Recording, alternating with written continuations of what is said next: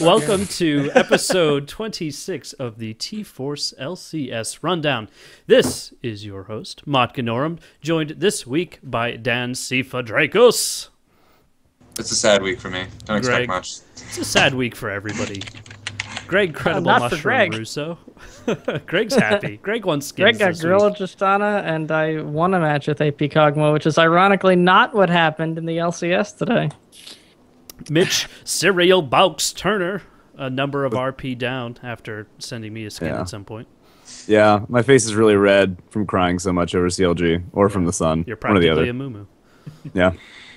And Optimus Town. Heretofore known as Benedict Optimus. Oh my god. Well, we had some interesting games this week. We are into the quarterfinals for the NA LCS. We had TSM, and we had Dignitas playing yesterday, and we had CLG, and we had Curse playing today. And everything we expected to happen happened the first time, then everything we didn't expect happened to happen, and that happened. That's a lot of happening. There's a lot of happenings going around here. You could say that it's happening. Speaking of happening, let's do a Worlds update before we hop into the LCS for this week. So we had a couple more teams qualify for Worlds this week. Rather than go over the new ones, I'm just going to give you guys an update on a pool-by-pool basis. So who we have decided. Well, the pools really don't really matter much yet. But we got the first team in China qualified from Edward Gaming because they won both the spring and summer split, so they automatically went in. And then HQ Esports Club won the Gauntlet-style playoff for Southeast Asia. They only had to win one match and actually beat out Saigon Fantastic 5, even though it's a great name. HQ's going in, and I know Tom loves at least one player on that team. Oh, yeah. Oh, yeah. Westor? The door. Westor, my boy. I'm starting to like Garnet Devil because he plays a lot of Jinx, and I have to love people who play Jinx. And then just in case I wanted to be refreshed, I could just look at Green Tea, their support. The team looks awesome, too. I just pulled them up on online. They look so Garena teams all look sweet. Yeah. I don't know who does their makeup or like who dresses them, or maybe they just dress themselves. Maybe they're all just like ridiculously fashionable, but they look so much cooler than any other region's teams.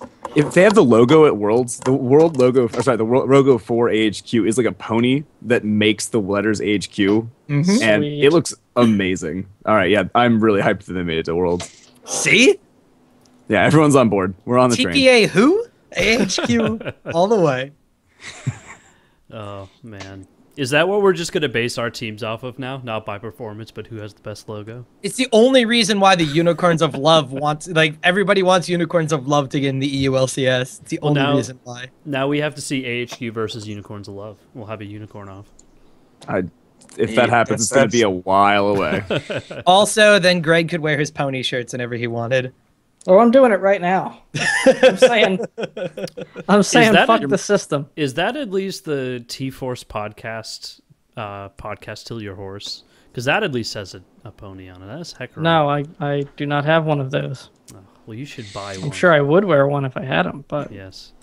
Well, let's can't be move helped. right along here. Don't forget to join us every Sunday shortly after 9 p.m. on twitch.tv/tforcepodcast. You can find us there. You can also find us on iTunes and on Stitcher. So let's talk a little LCS. Let's talk a little TSM versus Dignitas. We'll start off there. So, just for anybody who may not have seen it, TSM did manage to go 3 to Dignitas's 1 for this week. However, my personal opinion, and we'll get a general impressions from everybody, then we'll go into a game-by-game basis. I was super bored throughout this whole series. I did not have fun watching this at all. I mean, I also like that you said we're going to talk a little TSM, and I don't believe that for a second. All my notes this week, all for CLG versus Cloud, CLG versus Curse. They didn't get to make it to Cloud. Yeah, they didn't get to make it to Cloud. That's God.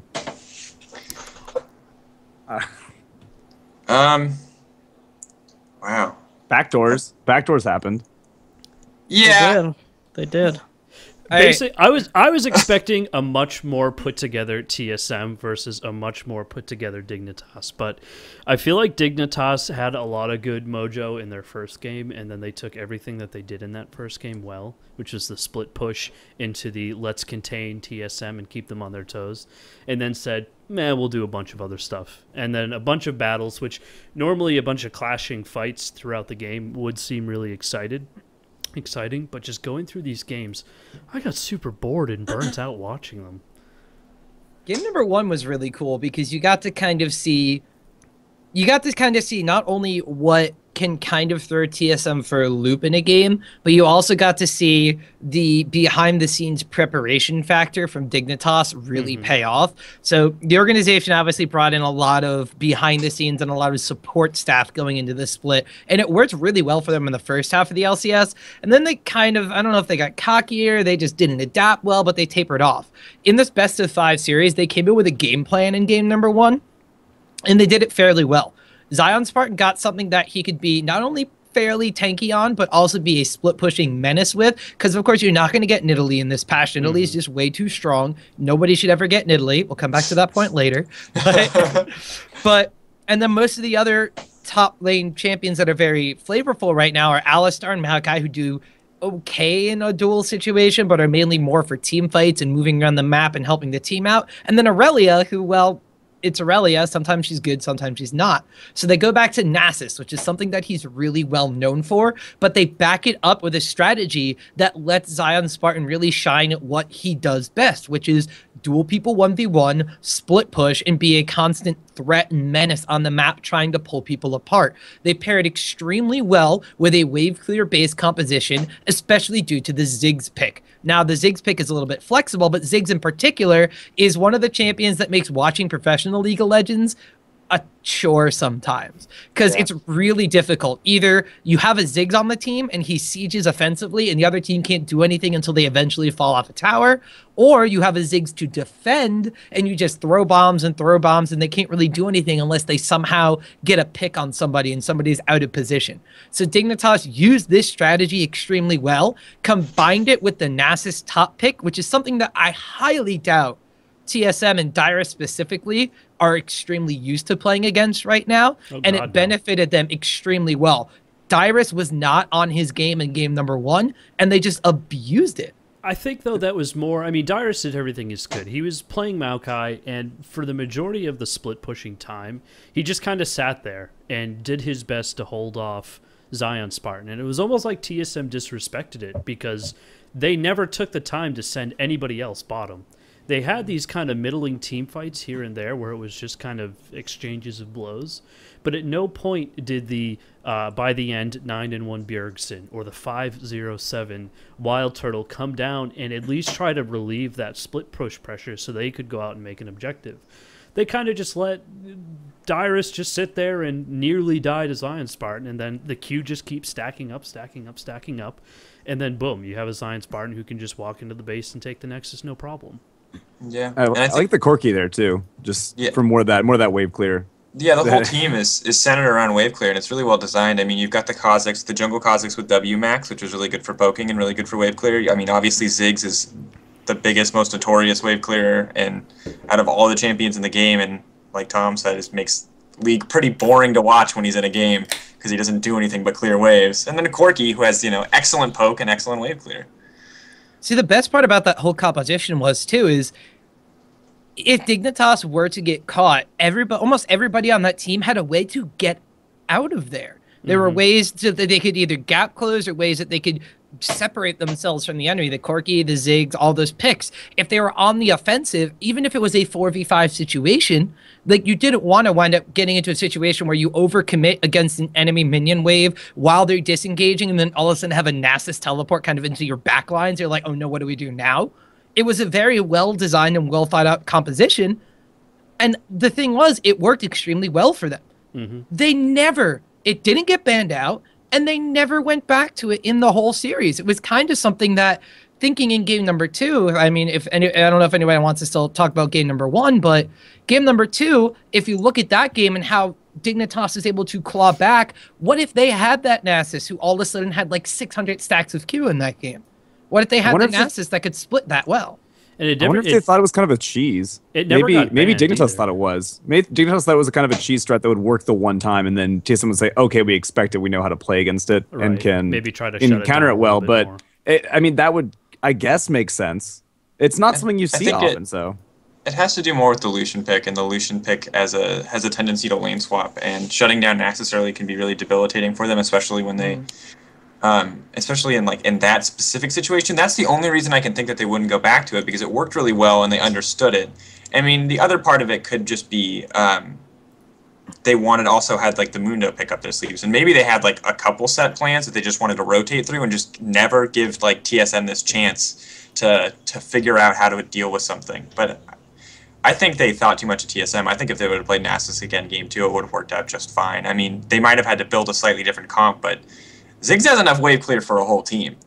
Not Like, only that, but they went to Xerath, and you could do the same thing. Like you could have gone to a bunch of other people. You could have gone to Lux. She would have done the same thing. There were so many other options you could put in that role. The one thing that really hinged on it was the fact that you either need to play the game a little bit later with like a Kog'Maw instead of the Corki, or you can maybe pick up the Lucian and do something similar, or you need to have that top laner that is extremely good at dueling.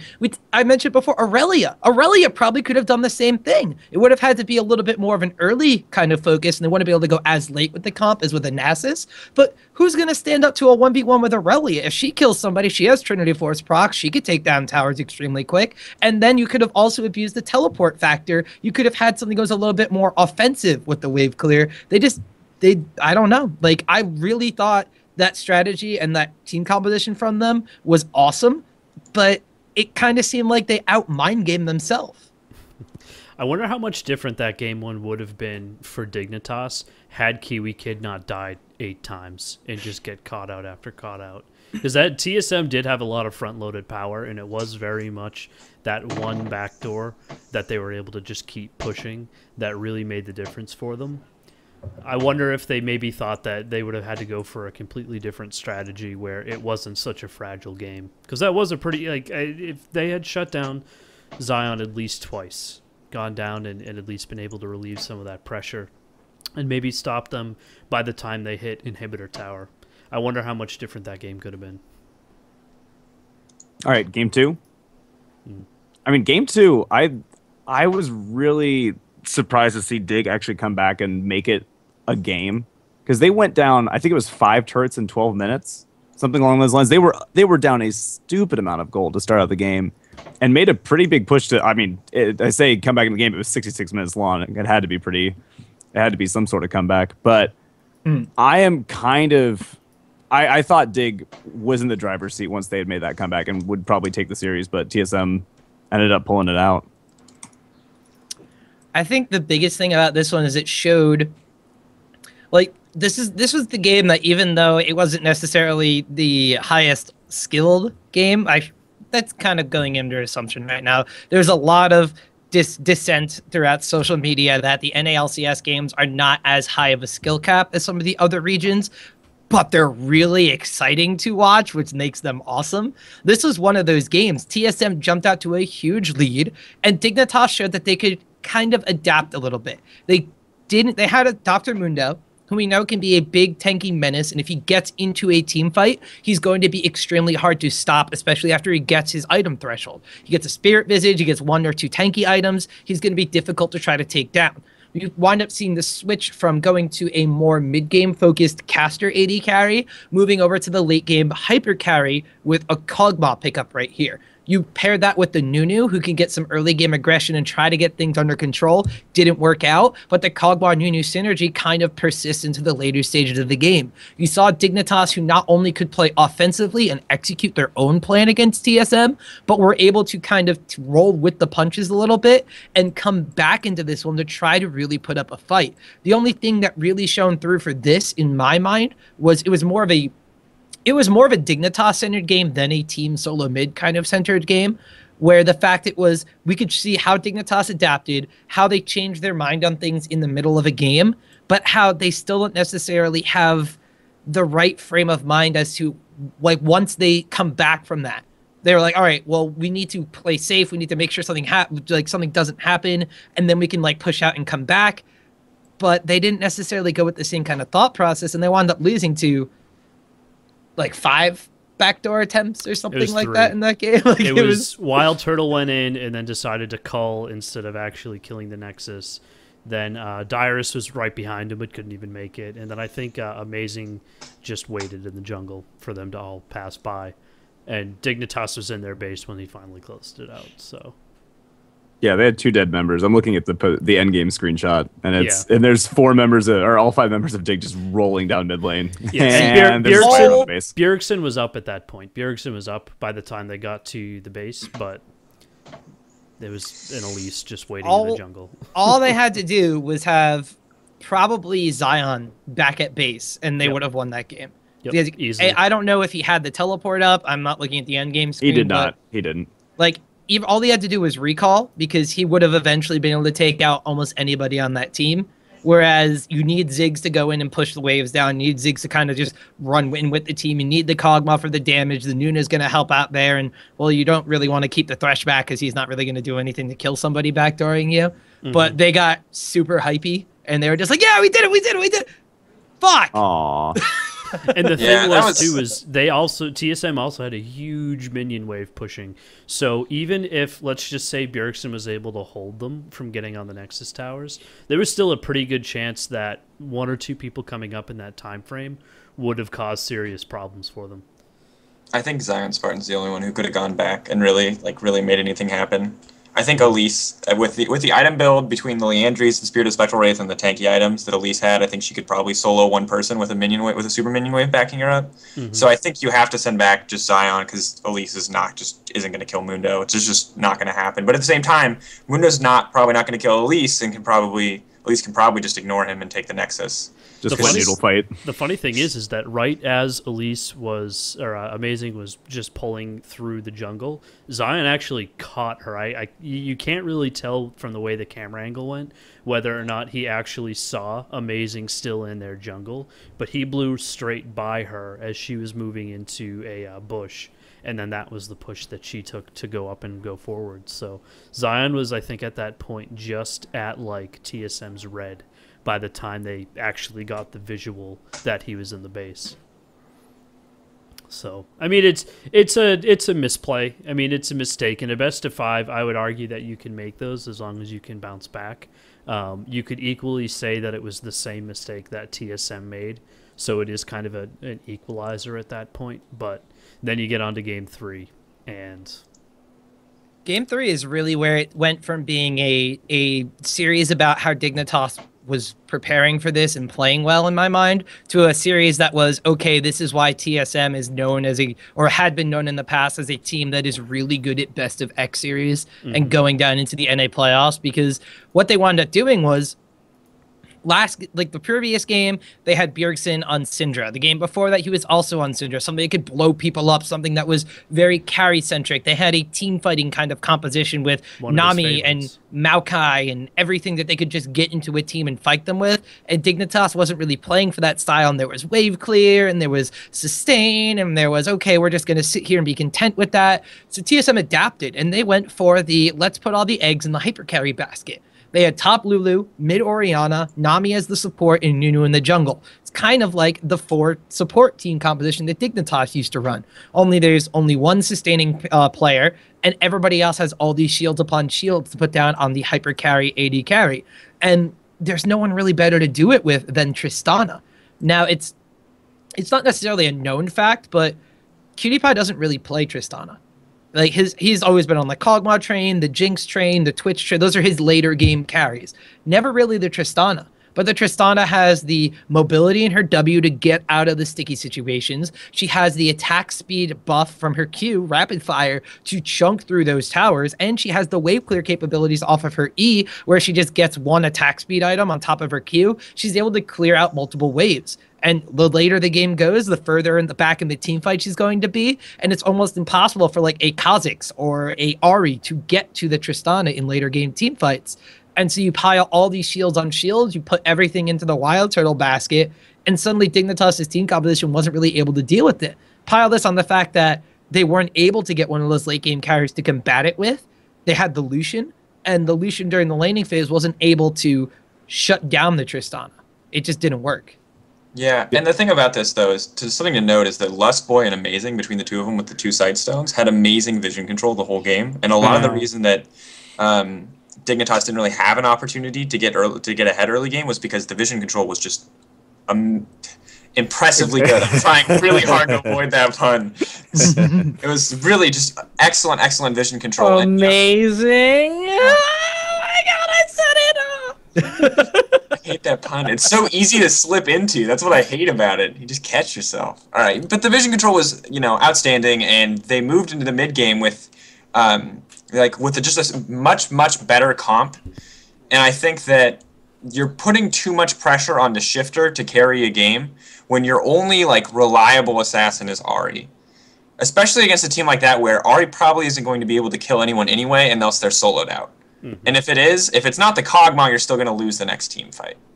That's the only person you can really kill and then win the next fight is the Kog'Maw, because literally everything is on Wild Turtle at that point. Which Wild Turtle did really good this series. I kind of felt like it was the old Wild Turtle that did incredibly well and was actually kind of a threat, instead of this really mediocre thing that we've been seeing. I wouldn't go so far. You mean as to say mild mediocre? Turtle? I think Turtle's one of the more consistent players on that team. They have to put a team around him, though, sort of like Doublelift. You have to give him some support if you really want to make him a late-game hyper threat. That's just the way the meta is right now. That's fair, but I guess when you look at the guy who opened up his LCS career with a pentakill, you want a little bit more than just that, so... I don't know. I guess my perspective is that when you do see him really rock the world, you want him to be like that all the time. But there's only so much you can do with the support. There's only so much you can do with both the support player and the team support in general that they're giving him. True. Well, I think that they Let's were not focusing forget, on he had to play a lot with Glebe. Whoa. Yes, Whoa. He had Have you seen special. Have you seen one Sky Williams Twitter where he pointed out everything that Lustboy did wrong and said Glebe wouldn't have done that? Because that might have been my favorite part of the whole series. I haven't seen that. You just go back and look at his Twitter. First he had Glebe, then he got switched over to Lustboy, and even Lustboy is okay. He's no Lustboy is really good. Lustboy is really good. I think he's not good for TSM. flashy. I think he's good for TSM. Good strategically, his ward control is excellent, and he makes good calls. He engages good fights, and obviously he's mechanically skilled. He's an excellent support for TSM and an excellent support for Wild Turtle, I would say. Wonder what he's going to play when Nami's banned out. Even if that were the case, I'm about 100% sold. He still needs time to get used to him. Yeah, I just think that part of the reason why he's so good is, something Mitch just said was, how long until Nami gets banned out. And that's the thing, is that I think Korea's had a long history of valuing Nami as a pick, even before she kind of saw competitive play in NA. And I think that he has a lot more experience than most people on that pick. So I think smart teams will ban it out from him, because that's the most impressive champion we've seen him on, and he played it in literally every game this series. Mm-hmm. Support Jace. Bring it back, Lustboy. Support. I'm trying to count up his stats, but it looks something like 5, and 53. I'm just throwing out a guess right now. But in 4 games on me. He only died 4 times. Yeah, and had 50 some assists. It's ridiculous. But yeah, I like what they did there. I thought that they were kind of more Bjergsen centric for a while. I know we kind of came off that for a second, but I think that they focused on Turtle this series, and it really worked for them in comparison, because they just played support the Turtle, and that crushed. I mean, he got 12 kills in the third game, sorry. We were talking about it. We were talking about it a couple of weeks, that it always seems like that's how you would beat TSM, is by focusing on Bjergsen, and he's their shot caller. If you can interrupt him enough, either by putting a ton of pressure on there, banning him out, and getting a couple of kills on him early, you kind of throw TSM off. So I think having Wild Turtle be the focus, and putting the onus on the actual success of the team there, give something Bjergsen to keep his mind on, did well for them. Now, I don't think this is a TSM that's going to go far, to be honest. I don't know how they're going to do against LMQ. They're going to lose against LMQ, and I put that bet down. But before we get there, let's talk about Game 4. Yeah, Game 4 was TSM kind of rallying, I think. Game number 3 went convincingly in their favor. They put a lot of the eggs in the Wild Turtle basket, and then better pick bans, I'd say, for sure, in Game 3. Olaf. Definitely. And then in game number 4, that Olaf worked out, man. Game number 4 was like so kind of weird because TSM just kind of hit their groove. They're just like, all right, maybe we don't need 4 supports and we want 2 threats. So they put Bjergsen back on Syndra and he does extremely well. Wild Turtle gets Lucian, so he's able to do well in the early game as well as kind of towards the mid stage of the game. And Dignitas just really didn't look like they were. I don't want to say they weren't in it in game number 4. I'll say they weren't in it. They got demoralized, it looked like. I think they had the Hail Mary. I think they had the Hail Mary. It looked like they just got tired. The Hail Mary more with than the anything Olaf else. pick. They're like, I'm not exactly pick sure. worked out well early, but it just did not scale against the Lulu. The Lulu was wave clearing too well. And they it looked like they were just completely deflated. I think the best of 5 really came in there. They just looked like they were done. I mean, you could see it on their faces. Tom, you're the stats master. Do you know if Frozen Mallet's ever been picked in another LCS game? Because I forgot that was even an item. He got picked today. Adam's just No, that's what I'm saying. In this game, that's what I mean. I mean, besides this. Adam No, it got picked today in Curse versus CLG. Yeah, Oh, because again? Curse was Oh my okay. Because Curse was trashing them, though. Let's be honest. Like, Okay, if it was a closer game, I don't think Frozen Mallet. No, would've got Frozen picked. Mallet was his 3rd item. It's good. That was Oh, intentional. It's for sure. situationally good. So I think for Italy, it's fine. We got a chance to talk to Cumley, one of the guys who helps coach and analyze for Dignitas last night after the games, and he was tweeting back and forth with Pone, where he was like, "I swear it's pretty good on Olaf. Trust me on this one." And Pone was like looking at Frozen Mallet like it was Poppy or something, and just did not want to like deal with it whatsoever. No, he hates Frozen Mallet. But so the thought process behind the Frozen Mallet was it kind of gives Olaf things that he would want. It makes him tanky. It gives him some damage. It makes it so the main fact of the matter is when you look at a team and you look at who they have on that team, like there's a Lulu, there's a Syndra, there's a Nami, there's a Nunu. Like the only person on Dignitas that's going to be able to get through that line is Olaf when he has his ultimate on because they can't stop him. He needs to be tanky. That is the worst. No. So what? No, hold on. Let's talk Lulu Whimsy speed boost. I mean, the only person who can't get away is Syndra. Nunu can speed up at least one other person. Lucian can dash over a wall. You know, like what? He's just not a good like. If they ran, yeah, he's not going to catch him. He's not going to get like. Yes, Undertow is a very good skill, but that does not mean you're going to get in range to then apply your Frozen Mallet. I think, to be completely honest, it's also a fact of the matter that it's not Nasus, but in a 1v1 where you have a Frozen Mallet and a super tanky Olaf, like no one's going to get away from him. So he's going to be able to kill that 1v1 and then make someone else come up to him. But at the same time, does he need the Frozen Mallet for that? No. Well, it ensures that it'll hit every axe. Yeah. Basically. You're thinking about it like season 2, I guess, Phage, back when it used to have a 25%. Kind of, yeah. And if you'd build it in lane when you're ahead, you basically just won forever because they could never get away from you. But like it's a much more expensive item now, just because it doesn't build out of anything. It's an awkward lane item. I just don't think it gives enough, and I don't think you can utilize the passive well enough in a 1v1 lane, and especially not on an Olaf, who has a hard enough time getting into melee combat as it is. Is that his first buy? No. I don't believe Okay, so. I can't imagine it was. That was one of the later buys. I don't understand why you just wouldn't try to go for Nasus again. Right? Guy who was available. I mean, if I guess you're going the split push route, but like that was open and everyone seems to value Maokai like it's gold. You know who would have been Did you watch amazing to Dyrus pick right just here? walk out of fights? as Maokai? Amazing to pick. No, you want to know what would have been a great pickup for Dignitas that nobody would have saw coming? Victor. The pride of EU, Aatrox. Aatrox, literally, Aatrox does everything you want in that role. He split pushes, he runs away, he initiates team fights, he does it all. He slices, he dices, and even Freddy wins with him. Freddy's really good at Aatrox. That's a low blow. I mean, it's always good at. No, but, Tom, yeah. come on, keep shit talking on Freddy. Yeah, No, tell us how you I- really feel. Oh, All right. Well, I can't hate on EU players because EU is going to do so much better than NA this World Playoffs. But Jeez, the hate. Sounds like it's 2013 again. it wasn't sounds saying that. like I agree this time around. Yeah. I agree. It just sounds exactly like last year. I mean, I'm sad that I missed the episode, by the way, where history happens and Fnatic loses the championship for the first time.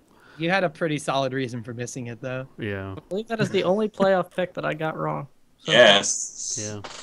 Go feel like Alliance. heart remains broken. I'm pumped.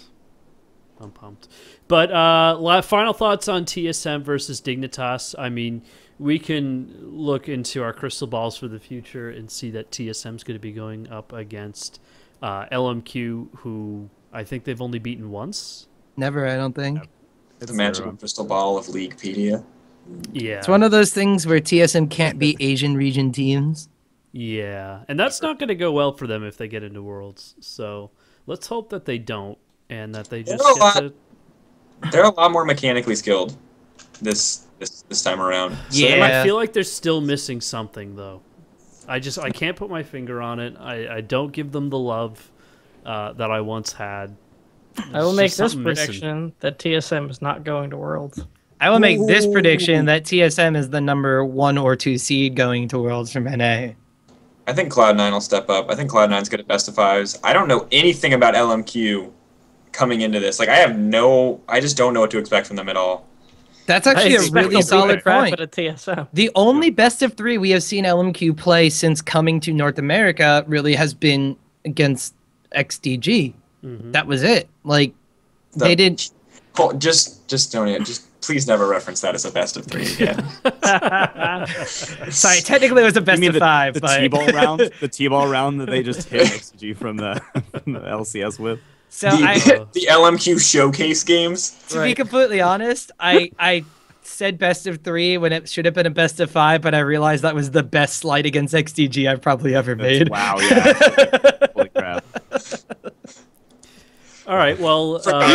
best of 5, that's slip right past. But LMQ is untested in these best of X situations. We know they're pretty solid at best of 1, but then they're pretty solid against TSM, but now it's a little different. Like, do they have the adaptation from game to game?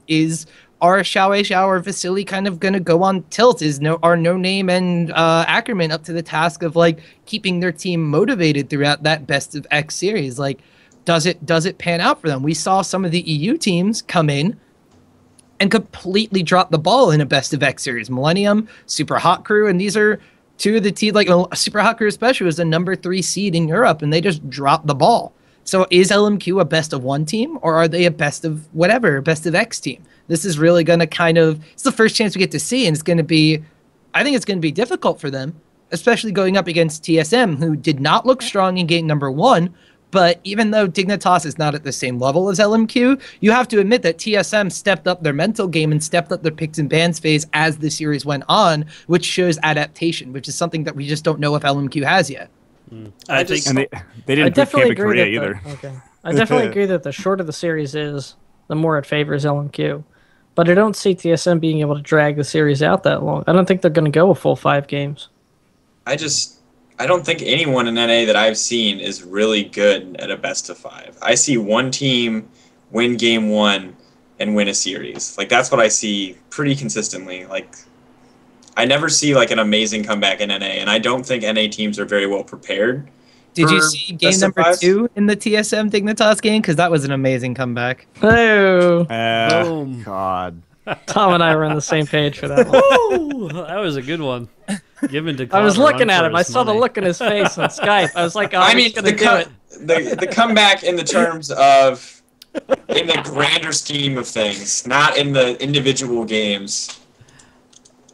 I'm excited for a potential TSM versus Curse 3rd place match. Oh, I'm so excited for that. That, to me, that's going to be a game series I want to watch, because you got X Special, you got TSM versus Curse. It's a great story there. It's going to be wild. It's going to be special. It's going to be amazing. There are so many puns we can make the night after. And then no one's going to be surprised when Curse gets 4th place, because they're doomed to be forever 4th. You never know, man. I'm not even hating on them. I just think it's hilarious when you have that consistency. I thought Alliance was a better team than Fnatic, but I went with Fnatic winning every single split. Like, Curse looks extremely good, but I go with them being 4th place all the time just because I don't like change, I guess. Yeah. I think Curse has enough Change is momentum to scary. really carry them. I mean, they're really on a roll. The second half of the split, they really turned their lives around. They came into this playoffs looking the strongest out of any of the teams. And I think TSM is just not. I mean, I wouldn't consider them winning their series momentum. Like, they squeaked that in a lot. Even the games they won, a lot of them were squeaks. So I think the best thing that I think they're going to be having. But Greg, Okay. I think the best thing that is going to do for them is it's going to give them plenty of footage to review. And with their coaching staff on par, I think they're going to have a lot to work on. With their coaching staff talking as much smack as they did today, I sure as hell hope they go back and watch every single second in slow motion of those games. Because the second something goes wrong for TSM, social media is going to blow up. Yeah, Curse did and Reginald will disappear again, like always. Like, meh. Curse I did don't the know. same I just wasn't thing, though. impressed. Curse did the same thing. Voyboy went on and talked shit. Although he did seem... I loved his post-game interview at the end of the third game when he was just like, oh, you know, we weren't expecting to get this far. And then you go on social media and talk shit. It's almost as good as when Zion Spartan the day before the game said, I'm going to split push, and then no one listened to him. Oh, I mean, it's very clear what he was doing in game. I just don't think TSM respected it enough. But enough on Mason did make a TSM. Reddit thread this time listing all of his picks. Enough on TSM. Let's hop over to Curse versus CLG, or as I've been affectionately calling this series, Curse 9 versus Clog, which it really hurts to like talk about Curse in a positive light because I like Voyboy and I like Xpecial a little bit, but the name of the company still hurts to speak of positively. I really think the big thing you have to talk about in this series is we'll get to the point where I get on my Hornet soapbox from the Trinity Force podcast days of old about CLG and their preparation going to this one a little bit later. But looking at this series, Curse really stepped up their game. Like this was the Curse that we saw in Super Week. This is not the Curse we saw for the majority of the LCS, and they even kind of went a step beyond in this one. Now, a lot of people are saying that Voyboy did extremely well. A lot of people are saying that Cop did extremely well. But I think the biggest thing for me was Quas. Now, Quas has been solid. He's been solid and maybe a little underwhelming at certain points in time. He was underwhelming in the first half of the split, but he's really become one of their major players in their comeback. When you give him a champion that he can outplay people on, he will do extremely well. Nidalee twice here, and then the Maokai in the last game. Well, he wasn't like the big deciding factor like he was in the first two games. But his Nidalee was spot on. Like it created map pressure. It drew CLG out from like the woodwork and kind of let the rest of Curse take what they wanted. By the way, I thought Quas was one of the best players for Curse in that series for me. I will also go and say that Dominate really stepped up, and he's been extremely shaky over the course of this year, but in the past Super Week and in this series, he was on point. I mean, he had a key clutch Baron steal. He had excellent smites. Their objective control was fantastic, and in large part is due to his mechanics in the smiting, which he had been pretty shitty at toward the middle of the year. Yeah, I think Dominate was really huge. Dominate's Nunu was amazing, like just stunning. I was really impressed by it. I didn't expect him to play that champion. His Nocturne was fantastic too. Yeah, and Nocturne was like an excellent pick against CLG, and it worked really, really, really well from them. I mean, obviously, Xpecial played pretty well too. I agree with Tom that Quas was huge. Quas put an absurd amount of pressure on top lane, and a lot of that is because I think Seraph isn't necessarily the best mid laner or the best top laner for Counter Logic Gaming, and I also think to a certain degree that CLG pigeonholes him onto certain picks, just because that's what they need for a team comp as opposed to what he needs as an individual in top lane. So a lot of it was Quas playing really well, and I think a little bit to a certain degree is that Seraph is underperforming and kind of not being picked into champions that he's as good at. Well, all of Kwas's takedowns in that first game, all the times that he died, it commanded at least 2 people to do it. Usually 3. Yeah, and in the following games, I mean, he was just the constant focus of pressure. There was just lane gank after lane gank, and when you're trying to do that against a super mobile Nidalee between levels 1 through 4, he just runs away. And I think it only ended up working out for CLG a few times, but that usually meant, oh, well, jungler's up top, let's take Dragon. And when you're blowing ultimates and summoner spells just to get a Quas that's going to run away, and then you lose a Dragon, I mean, it was like CLG's kryptonite to try to kill Quas. I want to say it's the first game, but at one point, it was a 2v1 tower dive, and he got all 4 summoner spells. Yes. For like nothing. Yes. And then they took Dragon, and then they took Dragon. And that's the fucked up part, is that, like, I was kicking myself trying to figure out, why is CLG putting so much focus on somebody who, even if you do shut him down, they're just going to extend out the game, and Nidalee's going to get there anyway. She's going to get to the point where she can split push crazy fast, and you're just going to have to deal with it. But I think looking at CLG in this series, the whole Korean boot camp thing didn't really work out for them too much. It's almost as if they should have stayed and actually tried to compete in the LCS. Send their practice squad to the playoffs. Yeah. Well, I mean, logically, they would have had to practice without Seraph for the most part, because Seraph had to go back to Korea to get the visa. So I don't think it was the worst decision, just so that the team could practice as 5. But I think it was more important at this point, given how good they are as a team, to practice against other NA teams and prepare for NA as a region and Curse as a team specifically, as opposed to just trying to improve the team in general. Because really, they just needed to win that best of 5. They didn't need to win anything else. They can take everything else as it comes, but I think they were trying to improve overall as a team, and I think that's part of the reason that they performed so poorly in this series, was because they were so ill-prepared for Curse as a team specifically. It's terrible for them then, because no matter what they were trying to accomplish through this, the rest of their fan base in the world looked at this as CLG coming back like the second coming of Jesus, and then they just fell flat on their face. I mean, it's not like the series went, 3-2, and they had a bunch of crazy picks that they pulled out, and they were pulling out some next-gen strategies that they just didn't execute well, but you can look at that as, like, projecting into the future and say, wow, this is a team that might be able to come back. No, they just did absolutely horrible the whole time. Yeah. They had it a little bit in the beginning of Game 1. I'll give them that. They were making some good plays, and it was looking to be like it was going to be close. They had the Kog'Maw Twitch going, so you were going to have really good catch potential, really good siege. But Curse's picks made everything perfect to counter that. I mean, you had, let's see, let me bring up this game really quick. So you had Voyboy, who can, as soon as you try to initiate, just give somebody a stun and lay somebody out. Zillion, who can bring up any other person to extend the team fight. Lucian, who's highly mobile and can, clear a wave with culling if he needs to. But then you have Nocturne, who can just go straight to the back and take down either Kog'Maw or Twitch with double lift, who did pretty well in the beginning, being able to sneak out a bunch of kills and catching out Cop, catching out Quas a few times.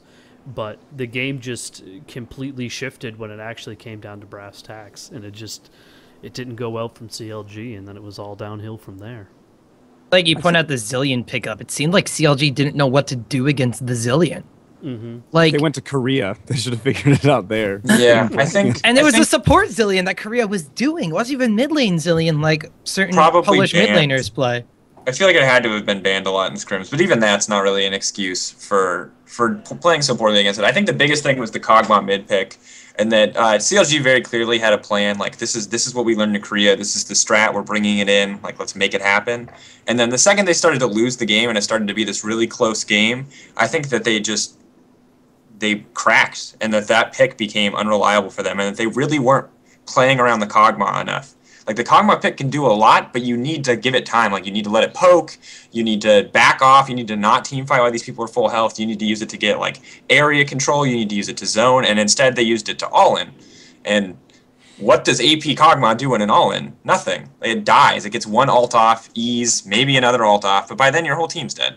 Mm-hmm. I would have liked a more supporty mid laner with the Twitch. I wish they would have focused on that instead. And I mean, Doublelift did well early on, and the rest of their picks were kind of based on...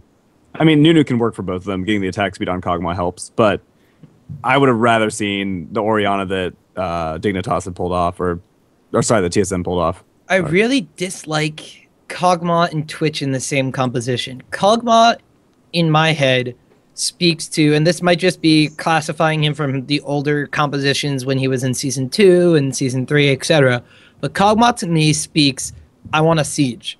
I want a long-range poke, I want to poke people down, and I want to go in and blow them up after that and take towers, force them back, take objectives. That's what Kog'Maw speaks to me. It also speaks that I want to go towards the later stages of the game.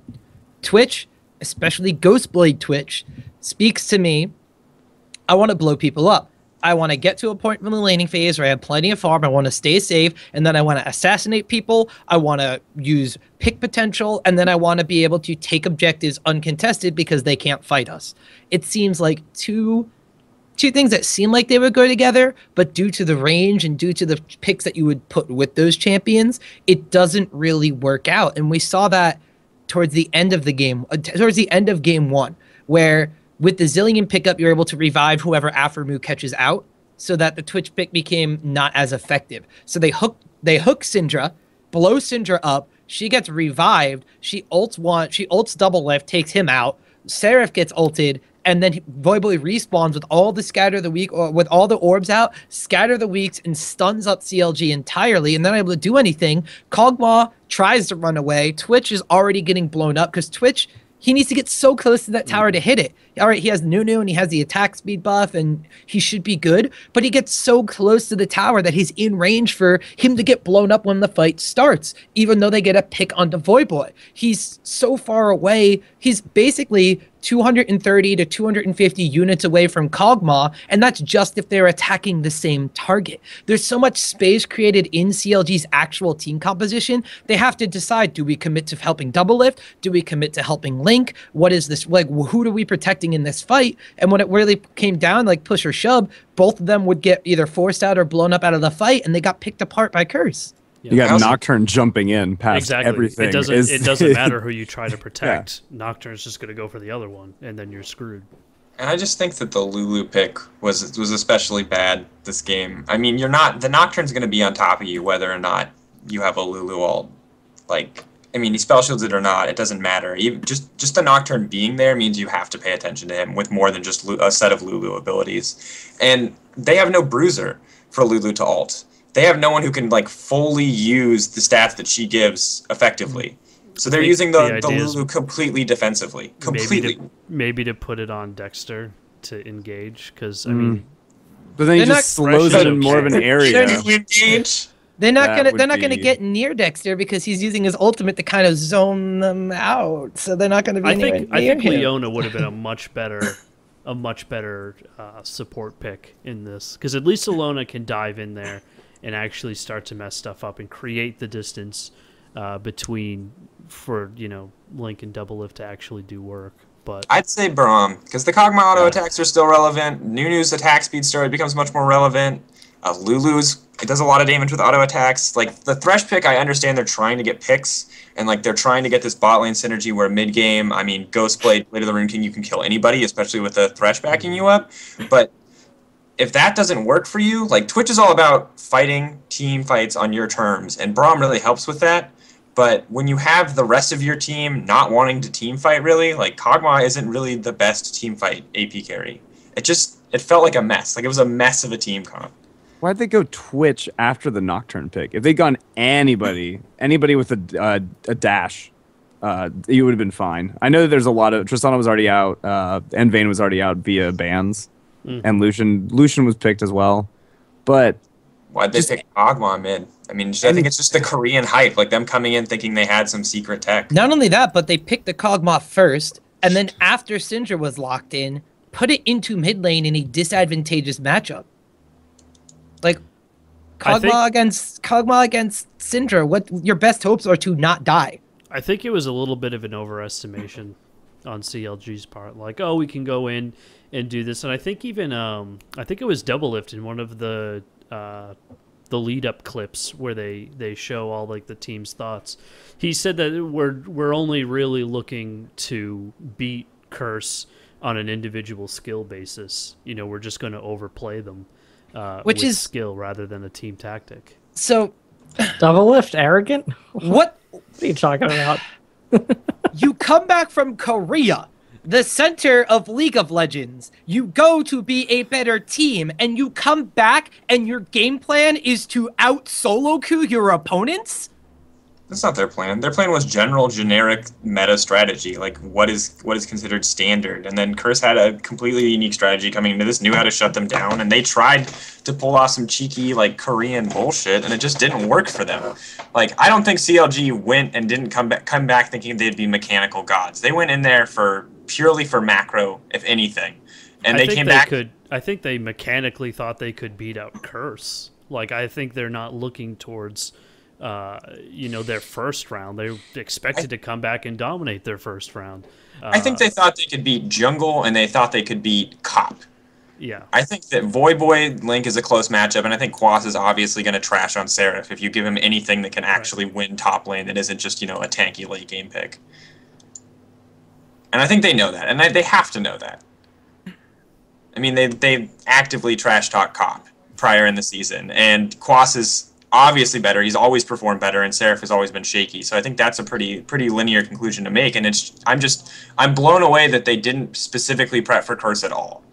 It just really felt like they had no idea how to play against Curse, what Curse was going to play, what to expect in this game at all. Whereas Curse just didn't care. Curse had better team rotations the entire time, played better than them on all accounts. It's almost like CLG disrespected their opponents, like when they fielded a team of 5 subs and went off to Korea after losing like 8 games in a row and not respecting the NA region. Who would have thought? Right. Maybe they looked ahead. I think maybe they're just looking ahead to the next team. Exactly. I think they went into it thinking, okay, Curse is just going to be something we walk over and they go do fuck all else. And then Cloud9 is the people we have to worry about. They wouldn't have thought that way if they were here to see Curse play in Super League, because Curse did not look like a walkover in that week.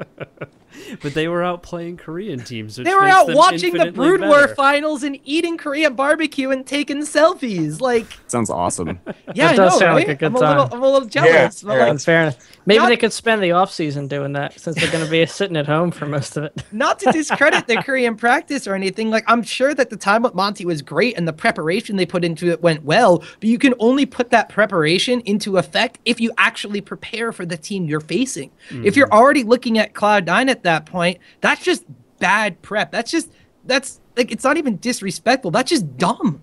Like, you need to take it one game at a time, even if you're playing against the worst teams in your region. If they were playing against challenger teams and didn't prep, of course you're not going to do as well. It blows my mind that they came back thinking that it was just going to be a free game. Yep. If that was their thought process. Like, their picks and bans, like, they didn't look like they did anything in picks and bans. Game number 2, they banned out 380 carries against Cop. Not only that, by the way, that game so much Cop hate. What the hell? Cop isn't terrible, but Doublelift is a better 80 carry. Like, why aren't they banning out to help win their solo lanes? Like, Link needs an advantage in lane. Seraph needs some help in lane. Like, those are the people who need help. Doublelift, Aphromoo are going to win lane if you give them a duo lane. That's not even up for a question. Like, why are they banning away the rest of these? Cop went hard carries. Cop went 9-0 that game. I can understand. I understand the Tristana. I understand the Tristana because maybe Link couldn't play against Voyboy's mid lane Tristana. That is completely understandable. But then you wind up banning out 2 other carries, like a hyper carry and something else. Like, did Doublelift suddenly forget how to play a late game AD carry? Like, I don't understand what the thought process was in that game. You gave him Lucian, and you banned away potential pickups. And then you gave Cop the only hyper carry left in the game. I'm calling Jinx a hyper carry because Jinx gets a bunch of items, and she can solo a team just like a Kog'Maw, just like a Tristana, just like anybody else. She is a hyper carry. You don't need to call her one. Yeah. She is by definition a hyper carry. Yeah. Oh, man. And then it just blew my mind. And then they go for the fact that, like, okay, so we're going to go with a more mid-game focus. We're going to take the Zilean away. We have lane bullies with Zilean and Lucian. You know, maybe we want to go for the 2v2 or 2v2 or not. Like, we want to do this. We have a Kha'Zix in the jungle. Maokai could group up around like level 11 and we could really contest things. Let's pick a Ryze that doesn't do anything until he gets his 2 items fully stacked up. I see Ryze still does a lot of damage in lane, and I think a lot of that was, God, it's still such Ryze I can't justify anything. I don't like the, once again, it was like, let's give Link something that won't be able to do well in lane against Voyboy. It's true. I mean, he picked that into the Yasuo in the last game, and I just don't see Ryze. I mean, he didn't do great. Game 3 was them just getting. They were done. They were. I mean, they lost in 22 minutes in game 2, so I mean, they got trounced pretty hard that game too. Yeah, but I think they came into that with some semblance of hope. But after getting trounced for 22 minutes, it's just they were on tilt. The best part is though is that they never even tried to do anything against Quas. Like they let him get in Italy. They banned out. Maybe not with picks and bans, but I think what was it, 2 or 3 of those time they spent like their entire team strategy was let's put 3 people in Quas. So after about 3 minutes in, 3 people on Quas, Quas gets away, Curse gets a dragon. Like, why? 2 people on Quas, Quas gets away, Curse gets dragon. Not only that, but you're going after, first off, you're camping a top lane, so you automatically give up bottom lane pressure. Yep. Second off, you're camping Nidalee. Yep. You know, Nidalee, the old Nidalee, if you ganked her post 6, people were like, why is he ganking a Nidalee lane? She does that at like level 2 now. Well, the ironic thing was, actually one game it did work and they did put Quas down, but meanwhile, in the whole rest of the game, everything was going crazy and they had 0 control over their towers. What I wanted to see out of game number 2 was I wanted to see the Ryze pick up, like, I was a little over aggressive with calling the Ryze like a bad pick. The Ryze pickup would have been great for CLG's game plan. But in the laning phase, it didn't wind up working out because Dexter put too much pressure on Seraph. Ban Nidalee, get something for Seraph that he can do okay and live in lane with against Quas and go even, and focus your pressure elsewhere. If your bottom lane is going to win that matchup, and you know that going into the series, and they didn't do well last game, with someone like a Lucian, with a lane bully composition, kill the end lane. Take the dragons, be CLG, move around the map. They just didn't do that. They waited for Curse to do things. They didn't even put Seraph on Quas in game 2. It was double. Oh yeah, they had the lane swap. Yeah, the lane swap, the double lift solo lane farm. That was okay. So the thing, Voyboy tried to do his awesome flash over Baron wall and hit. Forget who was backing, but Nunu completely whiffed the flash ult as Nunu backed. Yeah, I think that's right. Yeah. All right, can we stop talking about CLG Curse? It's so sad. Yeah, I mean, and we're getting close to time. It's pointless to go game by game here. But any thoughts on the potential of Dignitas versus CLG, or should we save that for a later date? To be honest, it's not for 3rd, 2nd, or 1st, so I don't care. Well, they go to relegations now. It's loser to relegations to probably play. I don't really know yet. Probably play Coasts. I think Coast is still. I would love to see Dignitas play Coast. I want Dignitas versus Coast, and I want TSM versus Curse. I want all the members playing against their old teams. Let's do it. I think Dig will take CLG down. I just have lost so much respect for CLG over the past couple of weeks. I know Dig is struggling, but so is CLG. The thing I love about Dignitas, though, is that if you go back and you watch the VOD, Game 3, when Wild Turtle was trying to kill Cutie Pie on the fountain, you can see in the video for Cutie Pie, he's just sitting there like laughing the whole time, dancing around. You just fucking lost the quarterfinals. You're going to be potentially going up to relegation, but you're still just sitting there with a smile on your face, laughing the whole time. And I think it's because he's clinically insane. That's great for Dig, who has a really great attitude for the game. But I wonder how Zion and the rest are feeling about that. So that's a really good point, because in Dignitas against CLG, as evidenced in this series especially, it's really going to be about I think it's honestly going to be about Seraph and Zion. I think you could call Shifter and Link either way. I think it could go either way, and maybe a little more edge to Dignitas, because their duo synergy of mid and jungler seem to be a little bit stronger than CLG's. I'll venture a statement on that. But you have to kind of figure out, is Zion Spartan going to be killed by Dexter? Are they going to lane swap and shut Dexter down? Zion Spartan down? Is that like, can Zion Spartan be what he was against TSM against CLG? Because TSM didn't really adapt to it until partway through the split, or it's partway through the series. And if CLG go into this one, not assuming they're just going to walk over Dignitas like they may have done with Curse, I don't think they'll make that mistake. I think they're going to have the preparation that they need to shut Zion Spartan down. So I think it's really going to be, does Zion get going? Do they keep him against Seraph? Or does CLG do something specifically to stop that? Because we saw in the game number 2, when PewDiePie got super fed, yeah, it was like a base trade situation and a backdoor that wound up ending it, but the game went 60-something minutes before Dignitas is content enough in having PewDiePie win a game for them. I just don't think CLG showed up today. So I think the CLG that we see in that game is totally unpredictable. We have no idea what to expect.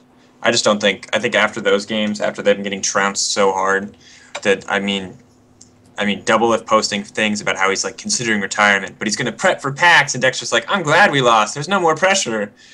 It makes me think that they're not going to prep too much, but at the same time, I just don't know what to expect, because I don't feel like that wasn't the CLG I expected to see coming back after the mythical Korean boot camp. But yeah, I have hope, but I just don't know what to expect. Hearing it put that way depresses me, because I don't know if anybody from the challenger scene could beat a bad CLG. Teammate hype. No, you know who wants to play them? St. Vicious? St. Vicious and Curse Academy, who are in promotional tournament, but they'll probably be going against EG, I think. That would make me... I'd actually love to see Curse Academy come through to the LCS, because I can't hate this curse like I hate St. Vicious Curse. So I'll hate Curse Academy or whatever they become, and that'll give me a new focus for my rage. Yeah, when a mysterious third party comes in and owns Curse Academy, so two organizations don't own the same team. No. Curse Gaming is owned by Esports LLD or whatever the hell it is. Liquid's company, which is... Yeah.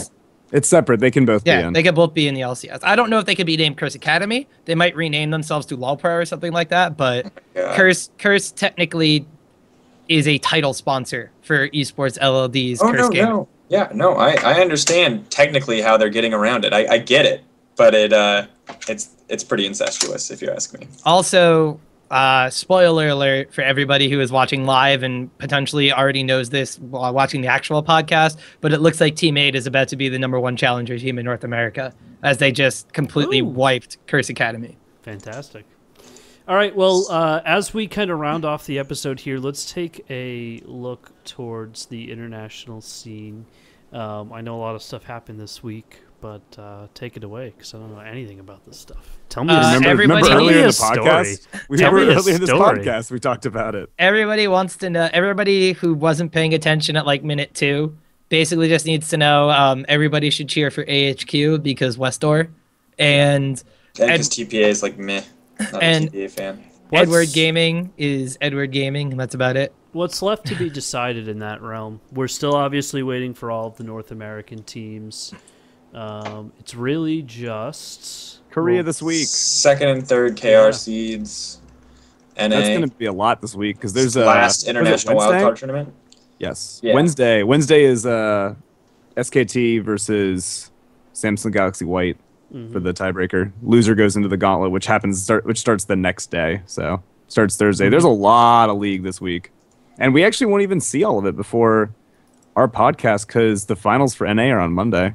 Oh yeah, and I won't be here. I'll be at PAX. Oh, god damn it!